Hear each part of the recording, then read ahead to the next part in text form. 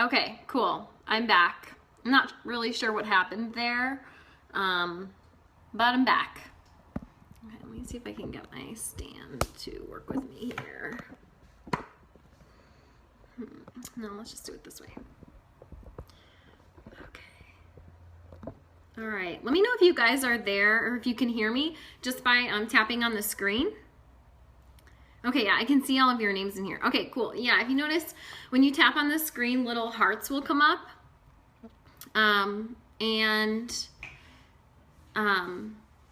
Yeah, so those little hearts can kind of just give me an idea of like, oh, you're understanding what I'm saying? Okay, cool. So it's kind of like in class when you nod, like you just give me that positive visual feedback. It's kind of the same thing for me with this. So cool, that works for me. Okay, so it looks like we have 21 people in here, and that will be perfect. Okay, so why don't you go ahead and just send me any questions you have. Let me turn this a little bit. Okay, that's better. That way it's not so bright. Okay, cool. So yeah, go ahead. You can type in the box on the bottom, just anything you want me to go over. If you just want to say go over, I don't know, helper T cells. And you can feel free to exit the broadcast and come back in anytime. So it's not like you'll be kicked out permanently. You can, if you need to do something else on your phone or your tablet, that's totally fine. I actually have the study guide in front of me. So, you know, if you just want to tell me number 1 or number 2. Okay, what is the role of sodium bicarbonate? Okay, I'm just going to write some of them down in the beginning. Number 33. Okay, so that I don't forget. Sometimes the questions go away really fast, so it's easy to forget what they are. Okay, cool. So yeah, so if you're understanding what I'm saying when I'm explaining something, just tap the screen so I have an idea that you're with me. Okay, and if you have any further questions at any point, don't hesitate to ask. You're not going to be the only one. Okay, bicarbonate buffer system. Yeah, we can just go over that. Okay. Oxyhemoglobin, sure.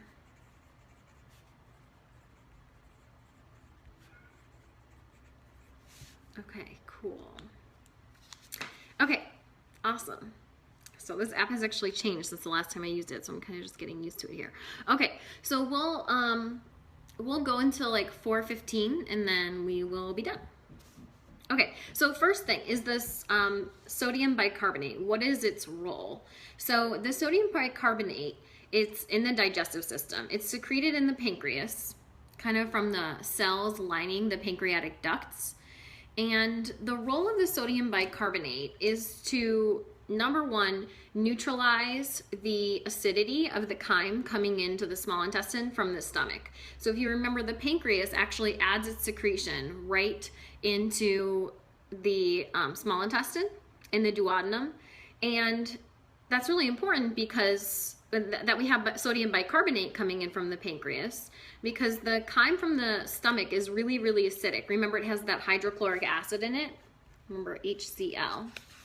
It has that hydrochloric acid in it, and this is very acidic. It causes the chyme in the stomach to be at about a pH of 3. So the small intestine can't handle that low of a pH. So the acidity needs to be neutralized, and that's what the purpose of the sodium bicarbonate is. So the sodium bicarbonate, that's its molecular formula right there. It will actually combine with the hydrochloric acid. So we'd have HCl plus the sodium bicarbonate yields like this equation right here. I'll hold this up at the end too so you can see it. It's going to yield sodium chloride, right, salt, which is not harmful to us in the small intestine. That's just going to be absorbed. It's a nutrient for us. Plus carbonic acid, H2CO3.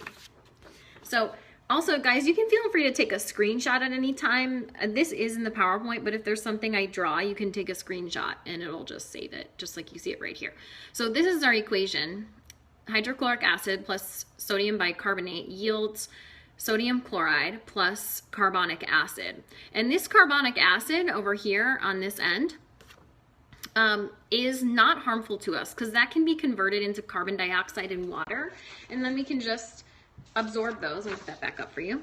Okay, we can just absorb those and then exhale the carbon dioxide and use the water in our body. So basically we go from having something really harmful coming in to the small intestine plus something to neutralize it. And then here we've neutralized it. We have two things that are not harmful at all that are actually pretty helpful for us in our body.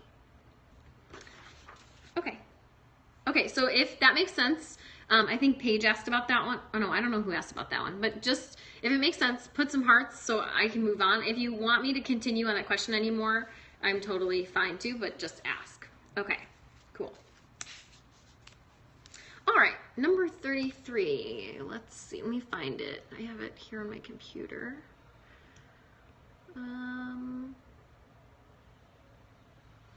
Okay, so 33. What are the 4 factors that contribute to oxygen unloading at the systemic tissues? Okay, cool. So, let's see. It makes more sense to go through the oxyhemoglobin dissociation curve first, make sure everybody understands that, and then answer this question. So that was one of the other ones someone asked about. So let's do that first and then come back to this. All right, so if you guys have it in front of you, if you could pull up the slide on that oxyhemoglobin dissociation curve, I'm going to draw it, but it's probably not going to be quite as neat. But we'll just do what we can. So let's say that's like 10, 20, 30, 40, 50, 60, 70, 80, 90, 100. Okay.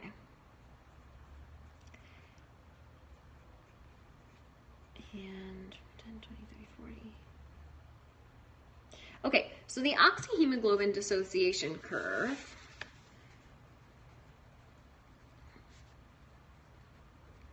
is a graph that shows us the binding of oxygen to hemoglobin at different partial pressures of oxygen. So let me explain that a little bit further. Percent saturation of hemoglobin with oxygen. Okay, and let me just add some other numbers on here. Like let's make this 25%, 50%, 75%. 100%. Okay, cool. So we have this little graph here, okay? And so this graph is showing us the percent saturation of hemoglobin with oxygen at different partial pressures of oxygen. And so you can think of partial pressure as sort of like the oxygen concentration, like how much oxygen there is in the bloodstream.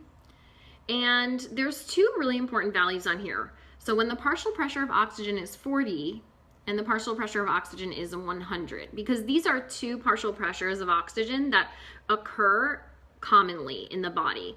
Okay, the partial pressure is close to the partial pressure of oxygen is close to 100 near the alveoli in the lungs, in the arterial blood, and the partial pressure of oxygen is close to 40 in the veins in the body where there's deoxygenated blood. Okay, so these are 2 values, like we're really interested, like how saturated is hemoglobin with oxygen at a partial pressure of 40, and how saturated is hemoglobin with oxygen at a partial pressure of 100. And when we talk about saturation of hemoglobin, we're talking about how many oxygens hemoglobin is binding. So if this is our hemoglobin, right there, remember it has four globin subunits or 4 globin chains. Each one has the ability to bind 1 oxygen molecule. So the total number of oxygens we can have bound on here is 4, but we don't always have 4 bound. Sometimes only 3 subunits have oxygen, and this subunit would not have 1. We would say that that's 75% saturation. Sometimes only 2 of the subunits have oxygen bound. That would be 50% saturation. Sometimes only 1 subunit has oxygen bound. That's just 25% saturation. So when we look at this curve, we want to see how saturated is our hemoglobin. Is it 25%? Is it, in here 40%? Is it 50%, 60%, 75%, and so on? When we say hemoglobin could be, let's just say 60% oxygenated, okay, or 60% saturated, what that means is that of all of the hemoglobin molecules in our blood, remember there's millions of them, that means some of them are 50% saturated and some are 75% saturated. So we say there's like an average of 60% saturation, right? If some of the molecules have higher than 60% and some have lower than 60%, then we'll get an average of 60% saturation. Okay, cool. So that's why we have all kinds of values on here. I just wrote in the main ones, 25, 50, 75, 100, but they're all in here, and we can have a point on any part of this y-axis. So let's just draw our curve. Now this is the part where I don't know exactly what it is, so I'm gonna have to kind of wing it here. Let's see. Okay, I'm just gonna kind of guess with this. All right. I don't have all the values memorized, as I'm sure you understand. Okay. So this is pretty much what our curve looks like. And we generated this curve just based on studying hemoglobin. Okay, so you don't have to know how we got this, but basically by doing lots of experience, we understand, okay, if we have a partial pressure of about, what does it say here? This is 20, right? 10 millimeters of mercury, 20 millimeters of mercury. If we have a partial pressure of 20 millimeters of mercury of oxygen, then the percent saturation of oxygen, of hemoglobin with oxygen, is 25%. So that's what this is telling us. If we have a partial pressure of oxygen of 40 millimeters of mercury, if we trace our line up here to the line, trace up to this line, we can see, oh, this point right here, it lines up with 75. Then we know at a partial pressure of 40 millimeters of mercury, our hemoglobin is 75% saturated with oxygen. So that means in our blood, almost all of the molecules will have 1, 2, 3 oxygens bound, where they're 75% saturated with just 3 oxygens. So that's how we read this. Okay. And there's different factors that cause this curve to change.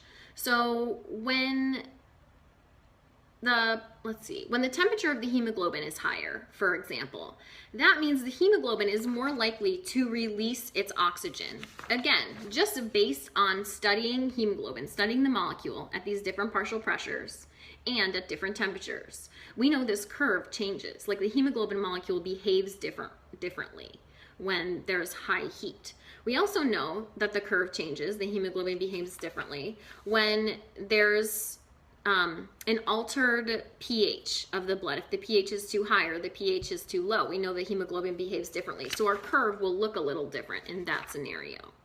So if I were you, I would spend some time just looking at those graphs and like reading. You kind of just have to take your time in reading it. If our partial pressure is 40, what is our percent saturation? Now this one's at a normal body temperature, so then look at the one where the body temperature is higher and see, okay, at a partial pressure of 40, now where's the point on the line? It's going to be a different line. And see like, oh, now it's at a different percent saturation. So just practice reading those graphs so that makes sense to you. Okay. Is there anything else you want me to answer about this? I think the question was just to explain the oxyhemoglobin dissociation curve. So I think that I covered that, but if there's anything you want clarified, just ask. Okay. So where's my list of questions? Okay. Oh yeah, number 33. Okay. All right, so what are the 4 factors that contribute to oxygen unloading? Okay, 33A. Provide a brief explanation of each. Yes. Okay, that's what we're gonna do. All right, so let's just list them out. Oh, you meant 31A. Oh, 31A, okay.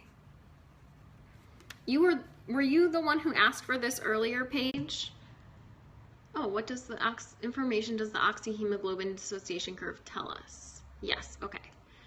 Describe, oh, the cooperativity. Okay, good. So the cooperativity of hemoglobin is pretty simple. I wouldn't spend too much time on this. I would just know the basics of it. So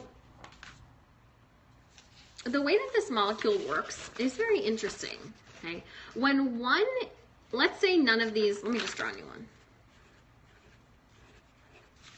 All right, here we go. None of the subunits have oxygen bound yet over here. Okay, so when one of these subunits picks up an oxygen, that we say that hemoglobin has this property of cooperativity, where when one of these subunits picks up oxygen, it causes the next subunit to really have a high affinity for oxygen after that. That's what cooperativity is. It's like when one subunit grabs an oxygen, now the next one really has a high affinity. It increases the affinity of the additional subunits for oxygen. That's all that cooperativity is. It's like these subunits cooperate with each other so that when one grabs oxygen, now the next one is really likely to grab an oxygen fast. And then the third one is also going to have a very high affinity for oxygen, so it will likely grab an oxygen very quickly as well. The cooperativity gets less with the last subunit, but for these first three, it's very high, meaning each subunit has an increasing high affinity for oxygen as the others pick up oxygens. So that's what 31A is. If hemoglobin is 100. Okay, cool. And the other ones I don't think were too difficult. Also, we just went over that. So, okay, so did you want me to do number 33 as well, or was that just a mistake? I'm not sure.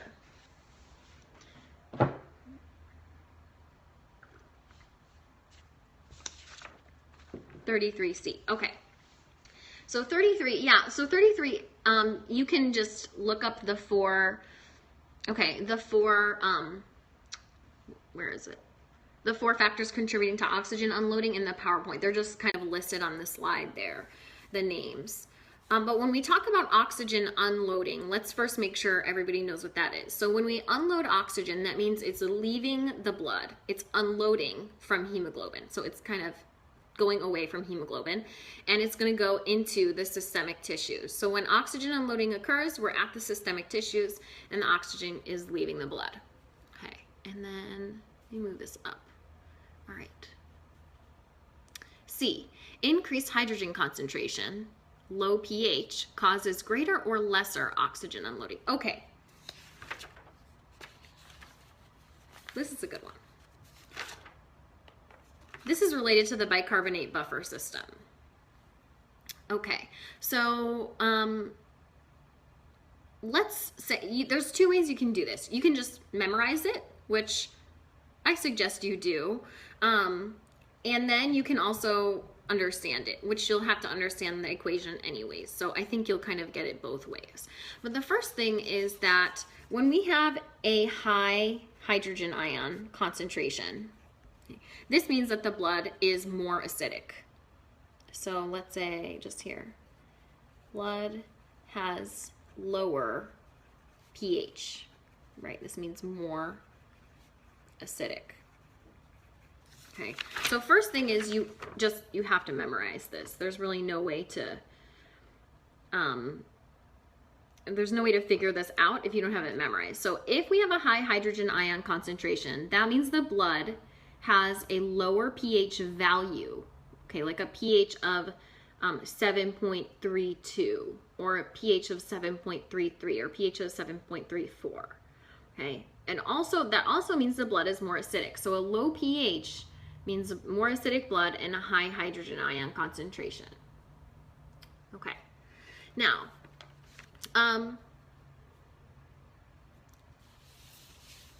so the easiest way to think about this, to memorize this, is that when we exercise, do you know what molecule it is that's produced in our muscles that tends to make us kind of sore? I don't know if anybody knows. Do you guys know? What's that muscle that our muscles end up producing when we're exercising a lot? I think you probably learned this before. Okay, it's lactic acid. Do you know that? Lactic acid. Okay, so there's this molecule in our, yes, it's an acid, right? Yes, exactly. So lactic acid is produced in our muscles when we're exercising. And so lactic acid, it's an acid. So this means it's going to release hydrogen ions. Okay. This means acids always release hydrogen ions. And we just said, if we have a high concentration of hydrogen ions, that means our blood is more acidic. Okay. So lactic acid causes the release of hydrogen ions, which makes our blood more acidic.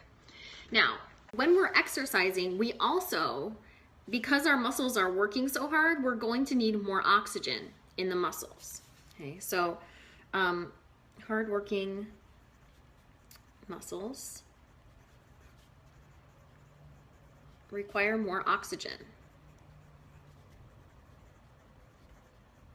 And this means more oxygen has to be unloaded from the blood. Must be unloaded. Oopsies. Okay. So, because we're working harder, we're going to need more oxygen in our muscle. So we need, hardworking muscles require more oxygen. Okay. And the reason that more oxygen ends up being unloaded from the blood is because of this increased acidity. Okay. So you can kind of make that association in your brain, like, oh, my muscles are acidic, they also need more oxygen, so acid must make oxygen unload easily. It must increase the efficiency of oxygen unloading. Does that make sense? Like, if my muscles need more oxygen, and I know my muscles are acidic when I'm exercising, that means that when a tissue is more acidic, there's greater oxygen unloading. So that's one way we can like really easily memorize this if we remember that muscles are acidic during exercise. Okay, but we can also understand this using the bicarbonate buffer system. So, and understanding how hemoglobin works. So the reason that these extra hydrogen ions, 29B, yeah, 29B and 11D, okay. Unloading oxygen's ultimate goal is to raise the pH to normal level. No. Oxygen doesn't really affect pH very much. Let me think about that. No, won't really make the pH normal. So, we're not trying to fix the pH at this point. We're just trying to get oxygen into the tissues, and the pH will have to balance out. The pH will just have to shift whatever way it needs to maintain kind of a normal pH in the body. So our objective right now isn't to make the pH normal. Okay, but I want to tell you about this. So when we have this high oxygen concentration because of the lactic acid, what these hydrogen ions do is they actually come over to the hemoglobin and they start binding to the hemoglobin. Okay, so imagine our blood's traveling down to our skeletal muscles. It's in the capillary beds, and there's tons of hydrogen ions in those capillary beds because the muscle's producing all of them because it's working so hard. And so when the oxygen gets to that capillary bed, when the hemoglobin gets to the capillary bed, all of these hydrogens jump onto it like this. Okay, they jump onto the polypeptide chains. This causes the oxygen here to want to leave, to want to unbind. Okay, so all of these hydrogens binding around here, they decrease hemoglobin's affinity for oxygen. So this helps remove, it helps increase the efficiency of unloading of this oxygen. Right? It helps remove this oxygen. So all these hydrogens binding on here, it helps this oxygen leave. That's unloading. Okay? So the reason that a low pH increases oxygen unloading or causes greater oxygen unloading, that would be the answer to this question, is because that increased hydrogen ion concentration causes these hydrogens to bind all over the hemoglobin. The hemoglobin's affinity for oxygen is reduced and the oxygen leaves. And maybe even two of them leave, okay, if our muscle is acidic enough. Does that make sense? Let me know if you need any more on that. It's kind of, you have to understand that you really have to know that the hydrogens binding here cause the affinity of hemoglobin to be reduced for oxygen, so the oxygen leaves. Okay, so anytime we have more acid, these hydrogens jump on and cause the oxygen to pop right off. Okay, 29A and B. Okay, I think someone else said that too. Okay, good. 29A, B. Okay, let me see here. So let's talk about the bicarbonate buffer system since we're kind of on that. And wait, let me see what 29A and B are. Concerning the efficiency, repeat. Okay, we want me to repeat myself. Okay, so before we go on, so if we look at this hemoglobin molecule, all right, before these hydrogens are here, ignore them. Okay, when this comes down in the arterial blood to the muscles, to the capillaries in the muscles, those capillaries have lots of hydrogen ions coming into them because the muscles are working so hard. We said when the muscles are working really hard, they produce lactic acid, and lactic acid generates hydrogen ions. So all these hydrogen ions are now in the blood with this hemoglobin. So they start jumping onto the hemoglobin. They start binding. That has the effect of reducing hemoglobin's hold on oxygen, its affinity for oxygen. So hemoglobin isn't holding very tightly to the oxygen right now, so the oxygen will jump right off, usually 1 or 2, and that oxygen will go right into the tissue where it's going to be used to nourish the muscles. So it's perfect. As these hydrogens bind, that reduces hemoglobin's affinity for oxygen, and oxygen is unloaded. Okay, so the answer to number, what was that, 33C would be that our high hydrogen ion concentration increases oxygen unloading because the oxygens want to leave easily. Okay. All right, let's do, now let me see, what was that, 29? Efficiency of gas exchange. Okay, let's do 29 after we go over the bicarbonate buffer system because it's different. All right, so for the bicarbonate buffer system, let's just review this generally. And yeah, let's just review. Yeah. Okay. If you guys have questions, you can ask me at any time on this while we're going.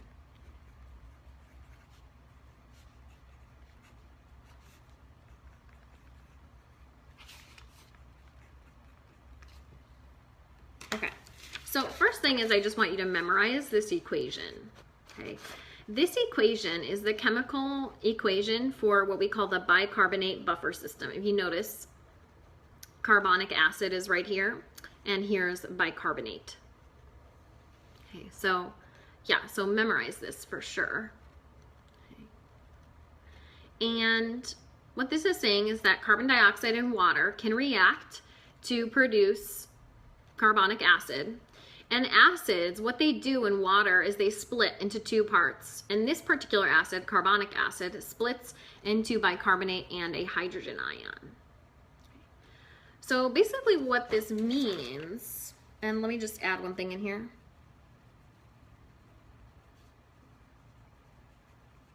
I would just want to add in the name of the enzyme that catalyzes this reversible reaction right here. Carbon dioxide plus water yields carbonic acid is catalyzed by this enzyme called carbonic anhydrase.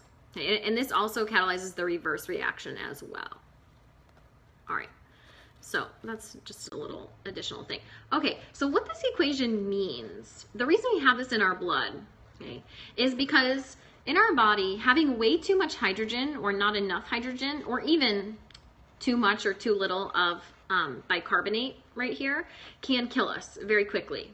So we want to be able to get rid of this if there's too much, or we want to be able to generate some of this if there's too little. We want to have these two would be in at the perfect level in our body. So we have this special buffer system, this whole chemical equation right here. All these chemical components are in our blood, and they're actually in our tissues too. We have the same thing going on in our tissues, but we're going to focus in the blood. Okay. And so this can just shift back and forth all the time, just to make sure we have the exact proper concentration of hydrogen ions so our blood doesn't become too acidic or too alkaline. So what this means is that if we have too many hydrogen ions, we can shift this equation over this way to the left. Yes, to the left. And take some of these components and convert them into these chemical components. And now these two aren't acids, so these are not going to make our blood more acidic. Okay? So if our blood doesn't have enough of these, if our blood is too basic, then we can generate more by converting carbon dioxide and water and pushing them over in this direction. Okay? Converting them to carbonic acid and then further to bicarbonate and hydrogen. Generating more hydrogen ions and getting rid of the potential alkalosis that we were with in the beginning. So this equation just shifts back and forth all the time so that we have the exact proper concentrations of hydrogen and proper concentrations of bicarbonate, and also especially this is shifting to maintain the right concentrations of carbon dioxide as well. So let's see, what do we need to go over with this?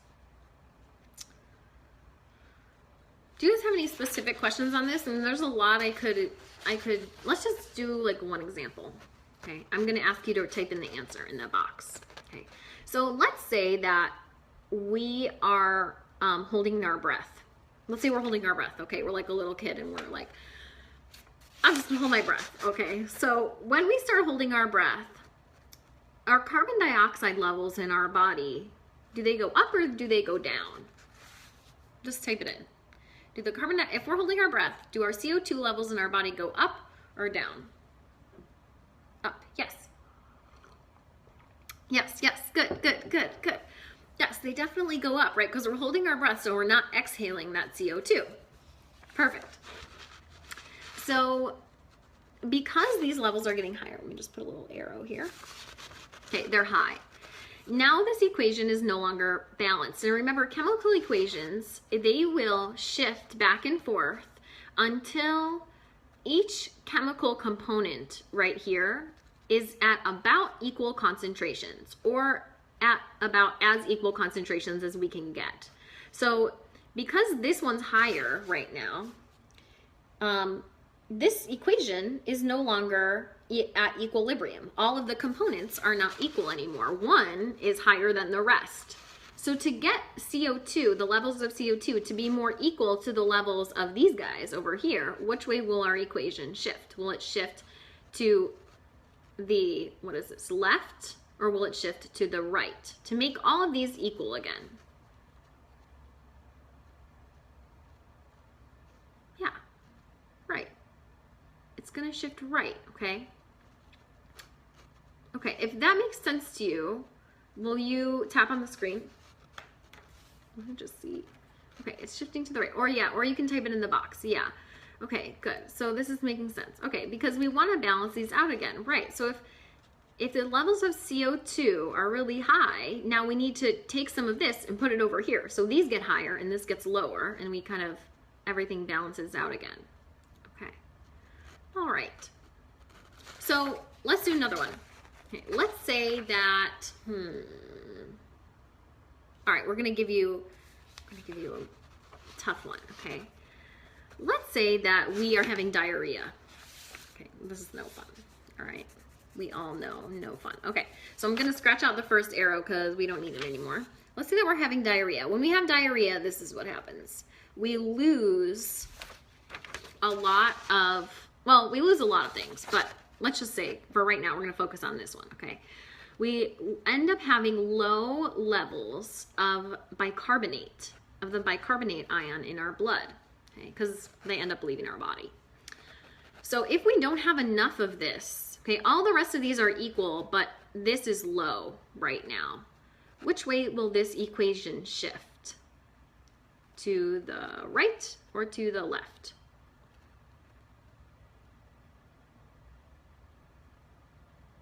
Because we want to replace some of this, right?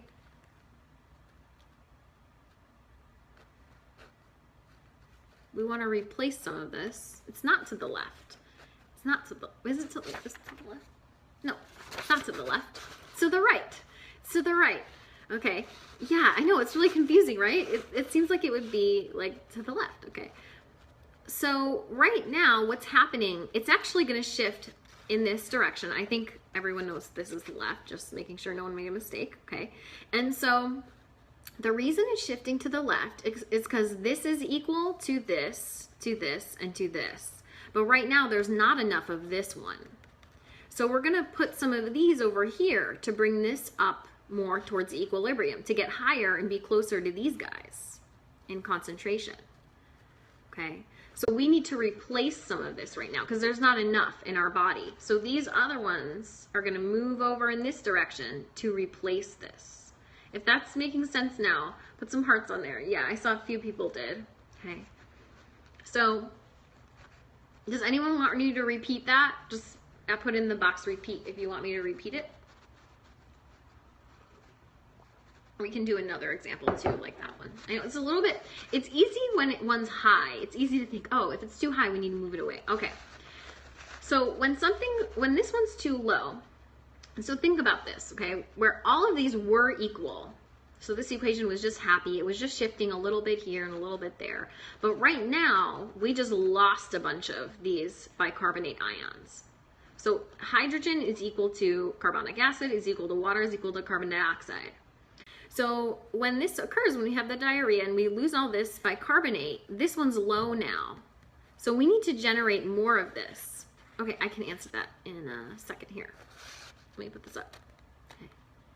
That's a good question. How would I ask that on that exam? I don't know. Let me answer that in a minute. Okay, so right now we don't have enough of bicarbonate in our blood. Okay, so we need to generate more of this because this one's too low. So in order to do that, we're going to take some carbon dioxide and water and do this chemical reaction here where they convert into carbonic acid. And then carbonic acid will split, generating more of these.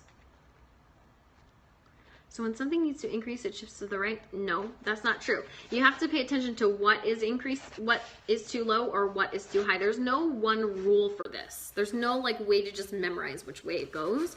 You have to look at it and say, if this is too low, how are we going to replace it? Oh, we're going to take some of these and push them over here so we get more of this.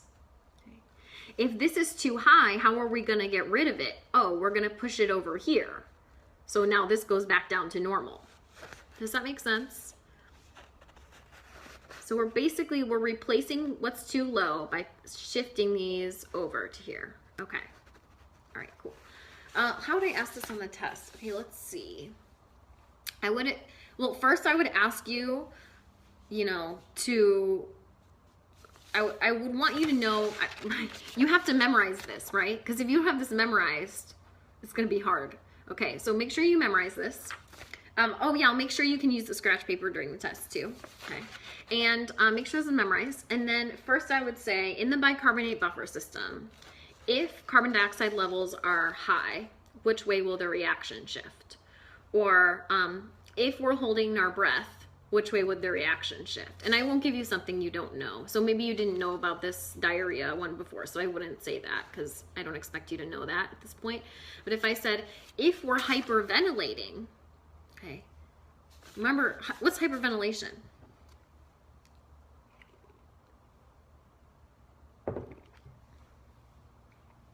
So that's one of the terms you have to know this time, right? So hyperventilation, what's that? I know it says in our PowerPoint it's a corrective response for whatever, but what is it? Breathing quickly, right? It's breathing quickly. So very fast breathing, increased pulmonary ventilation, right? So if we're hyperventilating, that means, let me cross out this other arrow. Okay. If we're hyperventilating, that means, yes, quickly breathing, exactly. It means we're expelling CO2 really fast because we're expelling all of that CO2 really fast. So our CO2 levels, expelling CO2 faster than produced, exactly. If we're expelling all this CO2, right now our CO2 levels in our blood are going to be low. So we need to put that initial arrow on there first. Or at least this is the way I do it. You might not need to write this in, but I think it helps to see it visually, especially when you're learning. Okay. So right now, we don't have enough CO2 in our body because we just expelled it all by breathing so fast. So how are we going to replace this, right? Which way will our reaction shift if we're hyperventilating?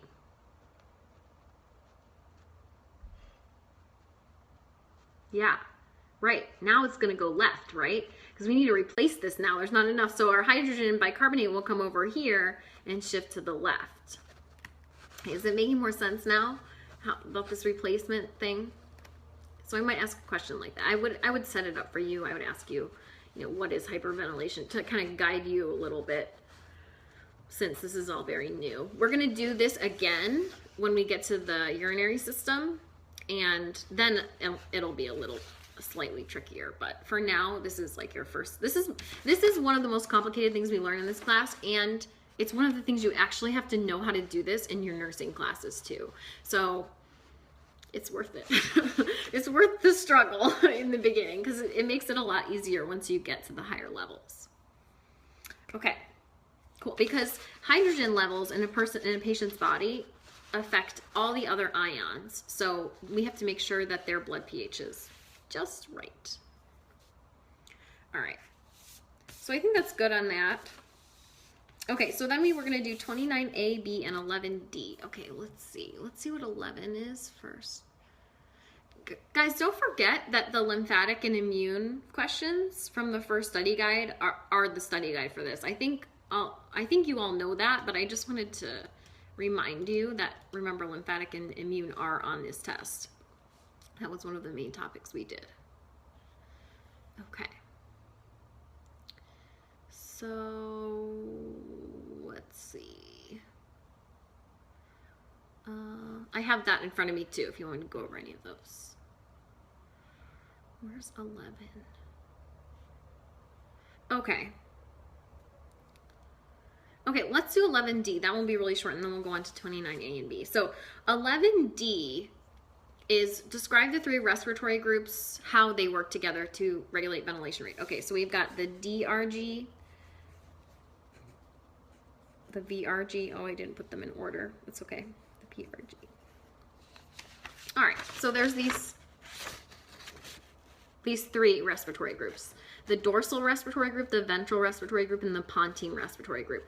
The ventral respiratory group, this is the one that just simply sends out the action potentials again and again and again, okay? Sends signals to the muscles, meaning the diaphragm and the intercostals. And it basically is saying, contract now, contract now, contract now, contract now, over and over and over again. It even actually says contract, don't contract, contract, don't contract. Okay, contract during inspiration. I'll answer that. And relax during expiration. Are all the nutrition metabolisms going to be covered? No.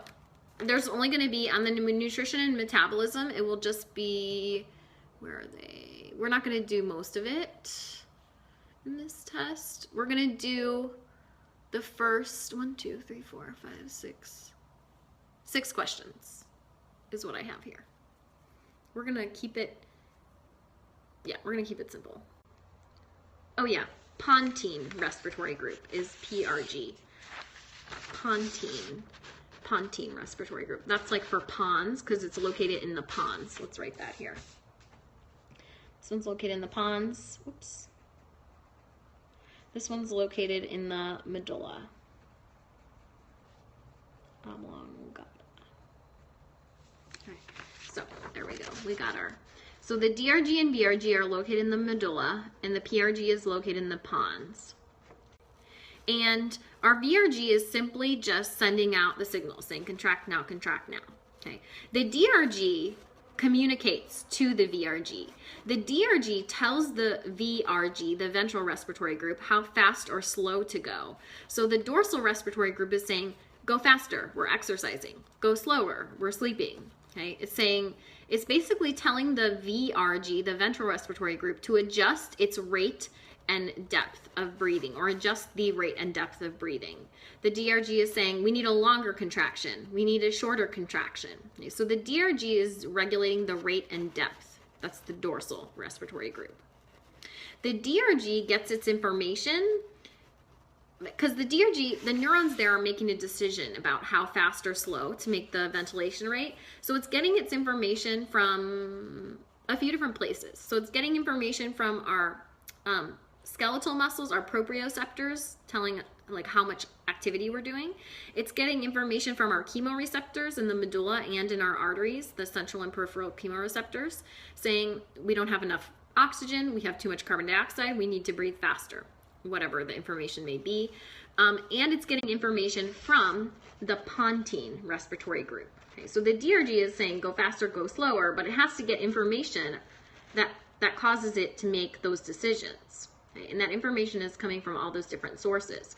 The pontine respiratory group is getting information from the higher brain centers. So the pontine respiratory group is interpreting information about if we're laughing, crying, sleeping, if we're moving a lot, if we're, if we're anxious, if we're angry, all those emotional responses have different breathing associated with them if we're swallowing. So the PRG is getting all that information from the cerebrum. It's sending that information to the DRG. Then the DRG says, oh, okay, we need to go faster. So then the DRG tells the VRG, and the VRG starts sending the signals faster. So that's kind of how they work in a nutshell. Okay, cool. Let me know if you need anything else with that one. And then 29, A and B. Let's see. Okay. So, how would breathing be controlled? It's controlled by those 3 respiratory groups in the brainstem. The pontine respiratory group, the ventral respiratory group, and the dorsal respiratory group. So it's controlled by those neurons from the ventral respiratory group, sending signals to the diaphragm, saying contract now, contract now. Okay. Okay, so with the efficiency of gas exchange, how does the pressure gradient? Okay.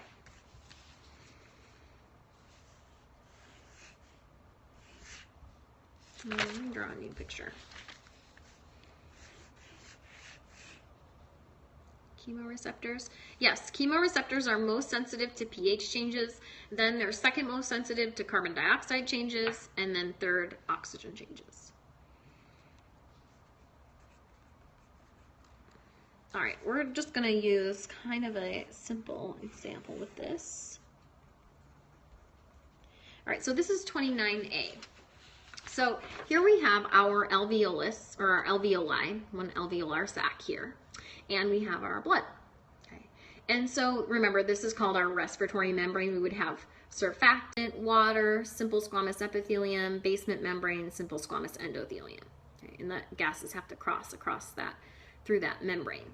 So we want to see, like, how does the pressure gradient between the air and the blood affect the efficiency of gas exchange? So let's say that in our air, the air we inhale, the partial pressure is 104 millimeters of mercury. And in the venous blood, we're going to put that here because I want you to, well, we're going to call it deoxygenated so you don't get confused. All right, in the deoxygenated blood, our partial pressure of oxygen is, let's just put 45 millimeters of mercury. So this is our pressure gradient. We have 104 to 45. Partial pressure of oxygen is 104 in the air and 45 millimeters of mercury in the blood. Okay. Now, this means that oxygen will move into the blood at a certain rate because of this nice steep gradient that we have. Okay. Now, have you ever been to the hospital and they put that tube in your nose that's hooked up to the oxygen tank? And they're like putting lots of oxygen into that air and you're inhaling extra oxygen when they do that. Okay, so let's just say in that example, I don't know what the partial pressure of the oxygen in your lungs would be at that point, but let's just say it's 120. So we have a nice big difference here for the purposes of this example. So now in the air, instead of having a partial pressure of 104 millimeters of mercury, it's 120 millimeters of mercury. So this is just a bigger gradient. It's 120 compared to 45 now. Okay, so do you see how in this scenario, more oxygen will move into the blood than in this scenario over here? Because the pressure gradient's steeper from 120 to 45 versus 104 to 45 millimeters of mercury. So this extra steep gradient, that's all that this question is asking. Where is it? How does the pressure gradient of a particular gas affect the efficiency of gas exchange? If the partial pressure gradient is higher, like in this scenario, see how steep this gradient is, then the efficiency of gas exchange is higher. Let's write that here. If the partial pressure gradient is, let's say steeper, because I think that kind of helps. It's the same thing as higher, but the partial pressure gradient is steeper, the efficiency of gas exchange is greater. That's how it affects it. Okay. That's all that this is saying right here, okay? If our partial pressure gradient is higher, like in this scenario here where we have such a high partial pressure of oxygen, now our gradient's higher, right? It's a difference between 120 and 45 versus before it was just 104 to 45. So here we have a steeper gradient, a higher gradient. So this means, in this case, the oxygen will move into the blood faster than it would have in this scenario. So it has a greater efficiency. Okay. All right, let's do, and let me know if you need any more with that. Let's do 29B, natural, yeah, I can do that. Immunity types. Okay, 29B. Okay, how does the solubility of a gas affect the efficiency of gas exchange? Okay, let's, do I need a new picture of this? Yeah, let's put a new picture. I have like all of these scrap papers here. Okay, so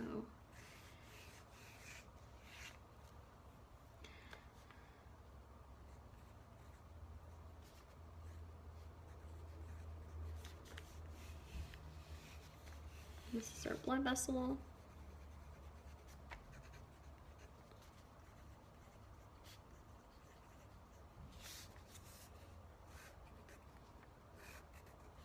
Okay, so just setting this up to begin with. Okay, here we have our alveolar air and our blood, and we know at the respiratory membrane right here, oxygen moves from the air into the blood and carbon dioxide moves from the blood into the air. Okay, now each of these gases, they ignore each other. They work totally independent of one another for this diffusion, from the air into the blood or from the blood into the air. But they have different properties, okay? They diffuse at different rates for different reasons. Okay? And what we're gonna see is that, well, let's just look here, okay? So carbon dioxide, let's write this. This has a high solubility. What's solubility? Can someone type that in the box? What is solubility?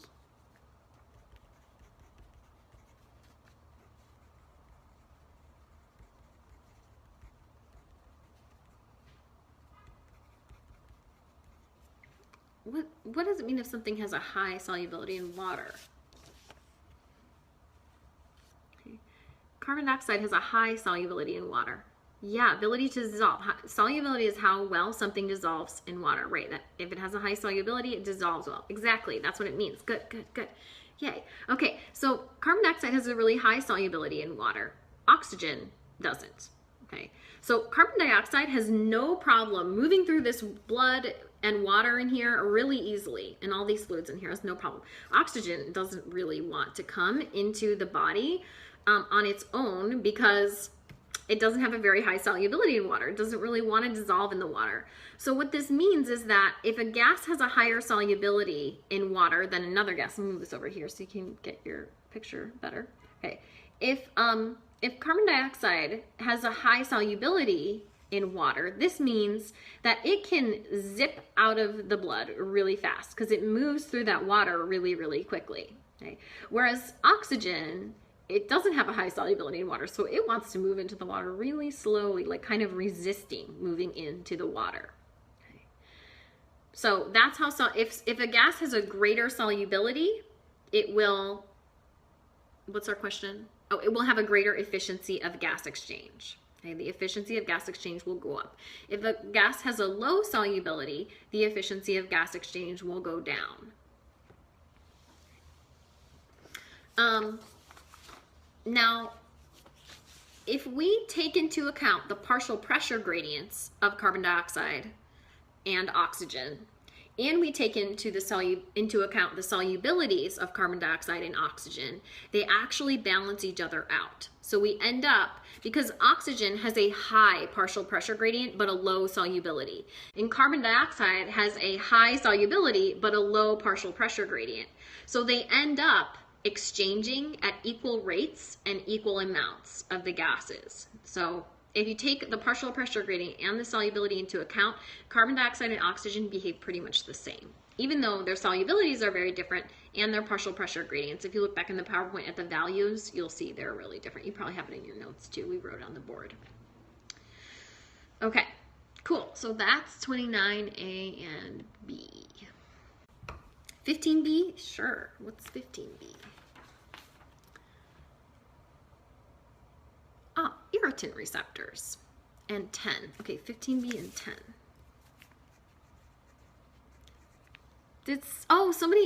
Michaela asked a different question. What was that?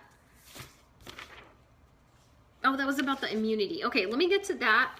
Let me just check our time here. Okay, oh wow, this time just goes by so incredibly fast.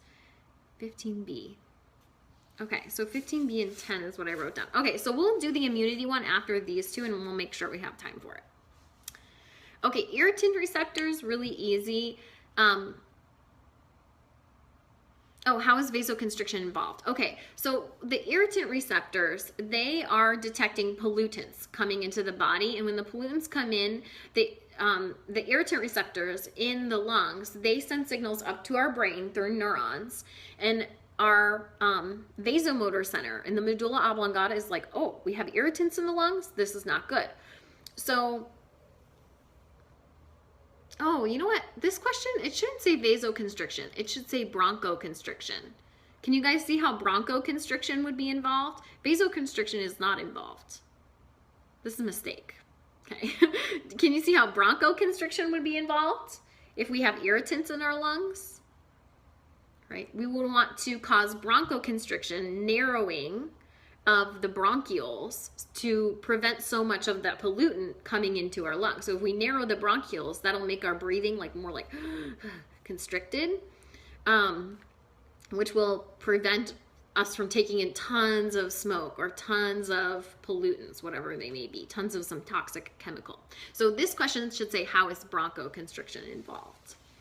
Okay, good. All right, let's go on 10. What is the, oh yes, what is the Valsalva maneuver? Okay, so the Valsalva maneuver is a mechanism that's used, we can use it for a couple of different things. I kind of want you to know, if you look on Wikipedia, it will probably, or if you look online, there's different reasons we use this. So we can use the Valsalva maneuver to pop our ears, like if we're diving underwater, in different scenarios. But the way that your book describes it, and the way I want you to know, is that the Valsalva maneuver is a technique we use to increase our abdominal pressure by using our breathing when we want to expel something from our abdominal cavity. So for example, and you can think about this when you go to the bathroom, it's not the most pleasant thing, but it helps, okay, is that we can hold our breath. And remember, when we inhale, our diaphragm moves down, so it pushes down on our abdomen. And remember, that will increase the pressure inside of our abdomen. We're basically pushing down on our abdomen, squeezing our abdomen like this.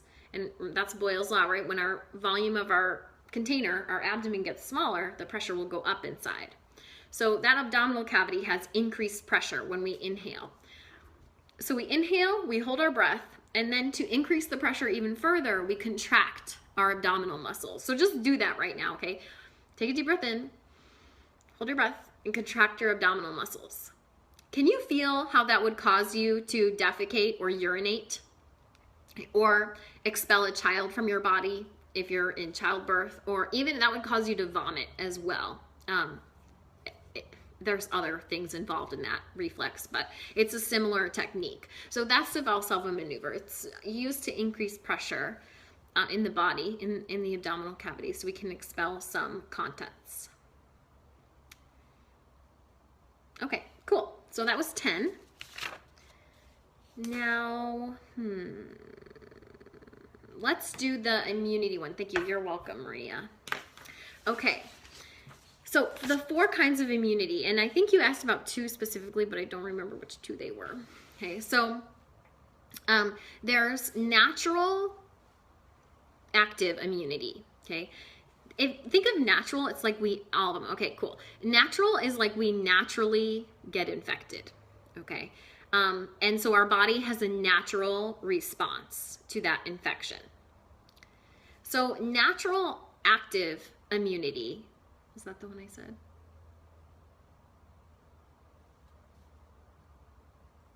Yeah, natural, I should write them down so I don't, let me just write them down because I'll end up forgetting one. Okay, natural active, natural passive,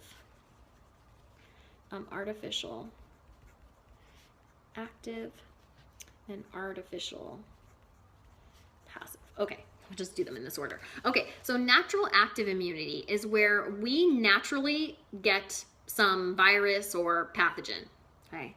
And so our immune system will have an active immune response where our cells are recognizing that pathogen, our T cells are engaging, our B cells are becoming active, we're having lots of T and B cell multiplication, we're making plasma cells, we're making antibodies, and our body is clearing out that pathogen. So that's an active immune response. It involves our cells. You can think of active as involving cells, okay? And natural as we naturally get infected. Okay. Natural passive immunity is where it's a naturally occurring phenomenon. Okay. Yeah, you should think of it as a natural phenomenon, okay? So natural passive, yes, mother giving antibodies to the baby, right. So natural passive immunity is where,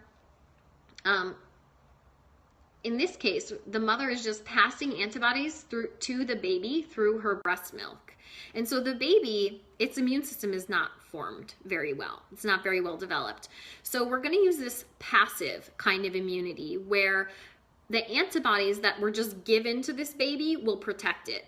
But the baby's own cells are not active. There's no active activity going on here. Okay, there's no activation of T cells. There's no activation of B cells. There's no plasma cells being made. It's just these antibodies that we naturally give to the baby protect it.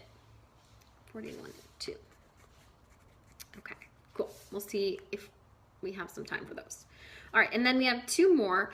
Artificial active immunity is where we're going to actively engage our immune system. So we're going to get an immune response with T cells and B cells and plasma cells, but we're going to do this artificially. So this is when we give someone a vaccine, right? If we give them a vaccine, we inject a weakened virus or a non-active, non-infectious virus into their body, or just part of a virus, and their immune cells have a response, okay? The immune cells are like, oh, we found this foreign antigen, let's attack it.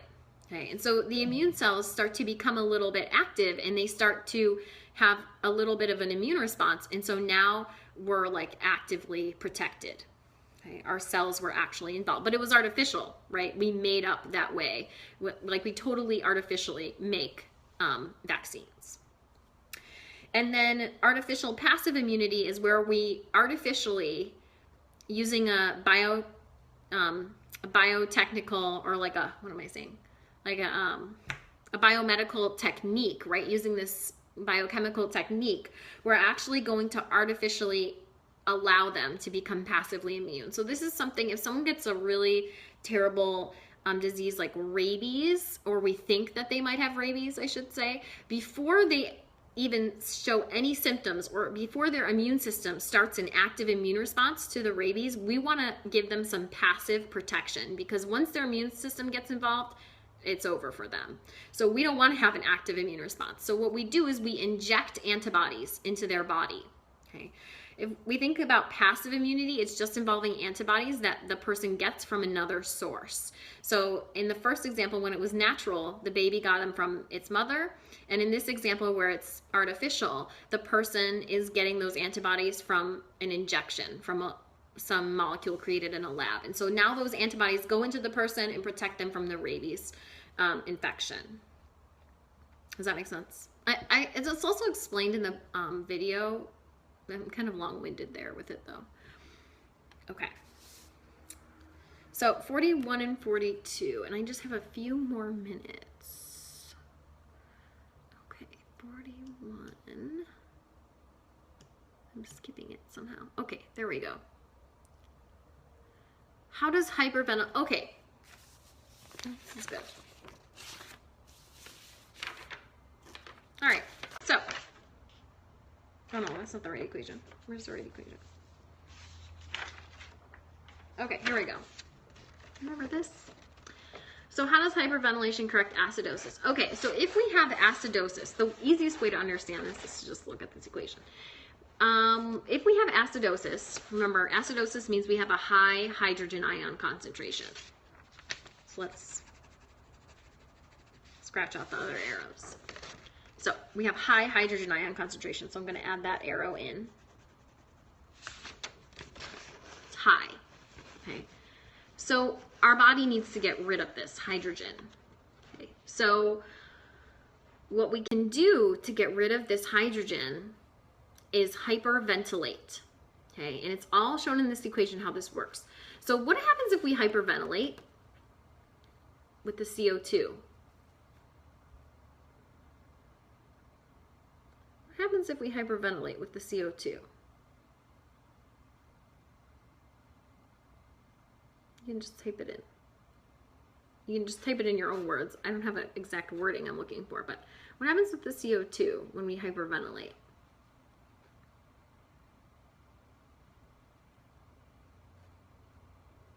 Yeah, we end up expelling so much CO2 that we end up with, we release CO2, we end up with low CO2 in our blood. Okay, this is perfect because right now we just said we have high hydrogen ion concentration. So when we hyperventilate, our CO2 concentration, or our partial pressure of CO2, goes down. Okay.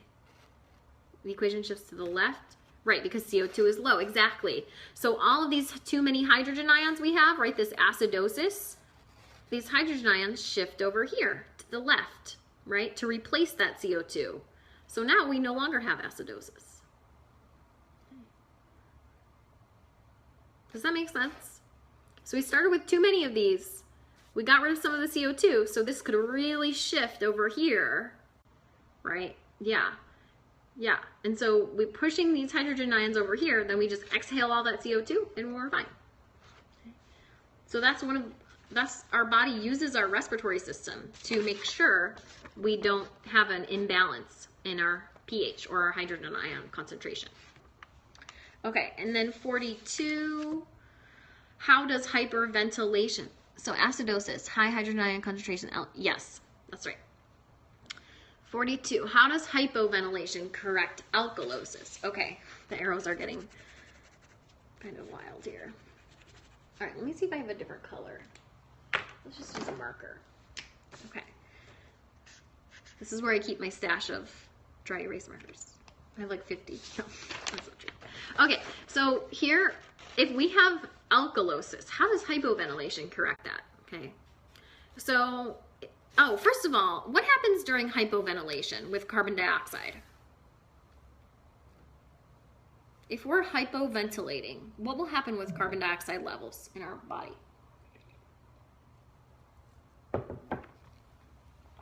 Yep. If we're hypoventilating, if we're not breathing fast enough, exactly, we'll end up with an excess of CO2 in our blood. Our CO2 level will increase. That's hypercapnia, right? I think that word's in there somewhere. Right. More CO2 in the blood. Right. Okay. So with that in mind, I just want you to make sure you know what hypoventilation is, that's going to keep more CO2 in our body. Okay, we know that if we have alkalosis, we have a low hydrogen ion concentration right here, this blue arrow, not enough hydrogen. So right now we need to really shift this equation this way to replace the hydrogen, right? We need to shift it over to the right to replace that hydrogen. So it'll do that a little bit on its own, but what would really balance this out is if we generate some more carbon dioxide in our body, right? Because if we generate some more carbon dioxide, we'll have so much carbon dioxide over here that it will want to shift over to the right, replacing that hydrogen, and we won't have any more alkalosis. So hypoventilation will cause our CO2 levels to rise in our blood. If our CO2 levels rise, then our equation shifts over to the right, replacing that hydrogen, and we no longer have alkalosis. Okay, does that one make sense? So when we need to replace carbon dioxide, we shift to the right. And yes, no. When we need to replace carbon dioxide, we shift left. And when we need to replace hydrogen, we shift right. I think you had them flipped, Carrie. I'm not sure. I think that was Carrie. Okay. Do you guys have any questions on this one? Do you need me to explain this one again? You just ask me to repeat. I'll repeat this one if we need to. Okay. Okay, cool. When we need to replace carbon dioxide, no. If we need to replace carbon dioxide, we're going to shift to the left, right? Or if we need to get rid of carbon dioxide, we can shift to the right. But if we need to replace the carbon dioxide, we need to shift left.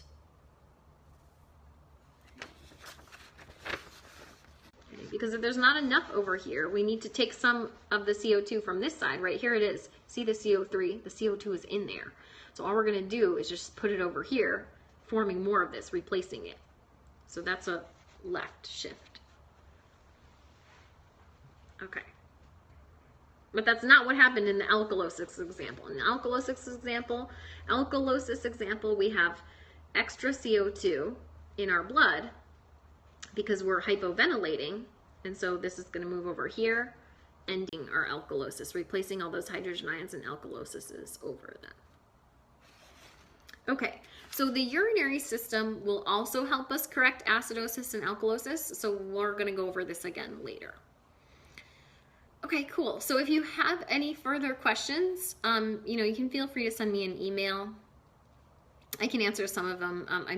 I've been working almost all weekend, so it's been a busy weekend. I'll try to get to as many of them as I can. Okay. Yeah, and let's see. Is there anything else I want to tell you guys?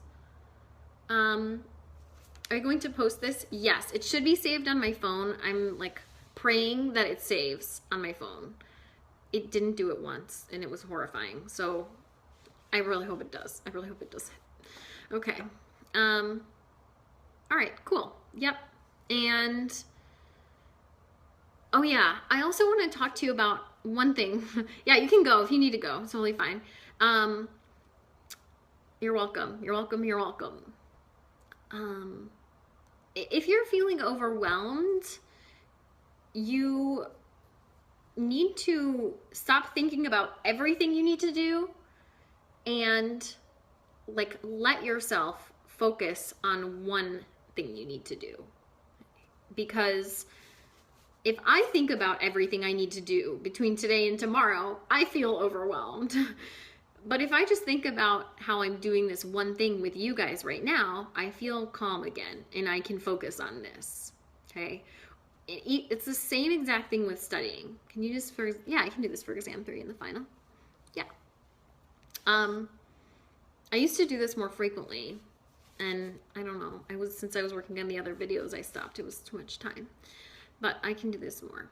And yeah, so if you're feeling overwhelmed, like, don't feel powerless to that, because we create a feeling of overwhelm in ourselves when we want to. Okay. Like, we have a choice to say, you know what, I'm feeling really overwhelmed right now. Why am I doing that to myself? Like, I don't need to do that to myself. I just need to focus on one thing right now. I just need to focus on this hydrogen binding to this hemoglobin. What does it do again? Oh yeah, we went over that. Okay. So, and that might mean you have to read a little paragraph in your book on something you don't remember at all. You know, that might mean you have to re-watch part of a video. That might mean you need to go look up a new topic in a video. But staying overwhelmed and just being overwhelmed with the millions of things you have to study, because, I mean, no, it's not millions, but there's probably hundreds of things you need to know for this test, like hundreds of tiny little pieces of information. Yeah, that's freaking overwhelming. You're not going to remember any of it if that's how you think about it. So just think about one thing, then one next thing, then one next thing. Like, focus inward, like do like laser vision, okay? Don't look at the big picture right now of like your next 3 days. That's not going to help you. Does that make sense? I'm just thinking, like, I've heard, I think 3 students say that they were overwhelmed in the last 2 days. So yeah, you don't have to be overwhelmed. No one's going to think any more or less of you if you're overwhelmed or not. Like, you don't have to be overwhelmed. Just be focused. Can you explain what's the game plan for tomorrow and Wednesday? Yeah. Oh yeah, and I should say, okay, good. Yeah, so tomorrow we will just be having the test. Oh no, we're not gonna just be having the test. In class, we're gonna be going over the rest of the digestive system, and you know that worksheet? You guys have a worksheet due tomorrow. Remember that? It's like a 2-page worksheet on nutrition things related to nutrition, like vitamins and some lipid carriers. So bring that in, because we're going to go over the end of digestion, and we're going to go over that, and then we're just going to do the briefest of introductions to metabolism. So that's all we're going to do tomorrow. Wednesday we will work on metabolism, and I think I'm going to do an actual lecture like this, either for metabolism or the beginning of urinary, because we're still behind in our schedule. So I hate being behind, but the reason is I want you guys to really understand it. So it's worth it to me to be behind, but it's also like, okay, come on, we need to get going. So yeah, I want to do a lecture in this format right now. I might try to get like a board or something that I can write on. So on Wednesday, we'll just be doing metabolism. You don't have a worksheet due. You don't have a quiz or anything. We just have labs. So in your lab book, I don't have it right here. I don't know where it is. Anyways, in the lab book, the urinary physiology lab is really short. It's 1 page. Just fill in the middle column of the chart. The videos help so much. You're welcome. Aww, I'm glad. I need more feedback on those. So if any of you want to send me a email, like what helps about the videos, what could be better about the videos, I would really appreciate that, because I've never taken a class where I learned from a video. Okay. Yeah, so just being honest. And then let's see. Oh yeah, in the lab, for the urinary lab, do that middle column. There's a chart. First column has some words in it. Fill out the middle column. The last column will be our experiment, and then there's like 6 or 7 questions on the bottom. Do those questions before you come to class. That will make our experiment so fast, and then we can go over microscope slides. We can go over anything we didn't get to the urinary system last week. I think there were just like a few small things, and yeah, that'll be nice. So that's the game plan. Okay, well, I'm gonna end it here. I don't want to make it I don't want this to be too long because my phone won't save it. So, or I don't know. Hopefully, we're gonna find out. Okay, I love you. Hope you have a great rest of your Sunday. Just remember, just focus on one thing. Okay, you're welcome. All right. Yes, you're welcome. Okay, bye everyone.